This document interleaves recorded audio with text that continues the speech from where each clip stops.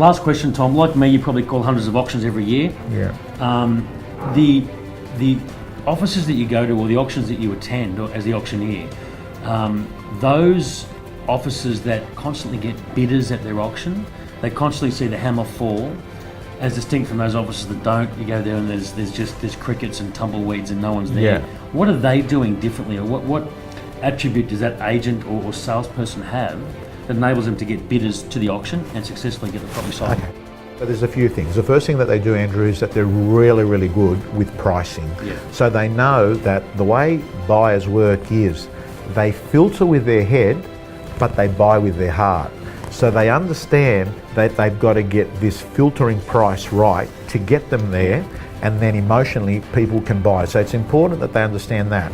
The next thing is the ones that do really good over market, because they say, hang on a second, if I spend $7,000 instead of $4,000, I spend $3,000 over marketing. That's the worst. But if I undermarket and there's a bidder that was prepared to pay $100,000 more, the consequences are far more massive than the $3,000. Yeah. So I would say they overmarket. The next thing is that they're really good at having what I call pre-auction buyer meetings. So instead of having just, traditionally with real estate auctions is you have a vendor meeting. What we know is when the market changes a little bit, like in 2016, what you've got to do is you've got to handhold buyers right through the process. So you should have a formal meeting before the auction and say to the buyer, look, I just want to run you through the process. You need to bring a driver's license. You need to have a checkbook. By the way, here's the latest comparable sales. How does this compare to what you're thinking? Because it's giving you an opportunity to educate those buyers on price and hear and see what they feel about it. The next thing is call the buyers on the morning of the auction. Yeah. Too many times, Andrew, I see the agent say to the auctioneer, can we just wait for 10 minutes?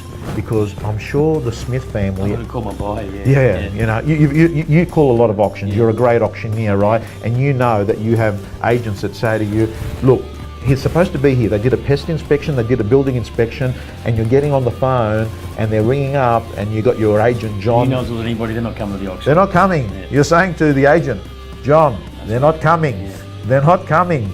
Oh, Tom, they're not answering the phone call. They're not going to answer the phone call. So I'd say make that phone call at 8 o'clock in the morning, not 1 minute before the auction. I think you've hit the nail on the head. The auctions that I go to where you've got multiple bidders are where the agent has a good relationship with their buyer. So they've been able to get the trust of their buyer to come to the auction, and alternatively the ones that don't, they just haven't got that relationship with their buyer. You nailed it. You nailed it. I mean, when you've got trust in the relationship, there's free-flowing conversation. People say to you, Andrew, it's not for me. We're not going to be there. Or they'll say, listen, we're scared. Should we bid first? Yeah. That's when you've won their hearts. And I'm going to tell you, the way that you win share of market is you win share of heart. And you've got to win share of heart to win in real estate, because real estate is won here. Share of market, share of heart. Ladies and gentlemen, Tom Panos, the guru of real estate training. Tom, thanks for your time today. I really appreciate it. On behalf of the team, I'm Andrew Drane. Enjoy the rest of your day. I'll see you next time. Thank you.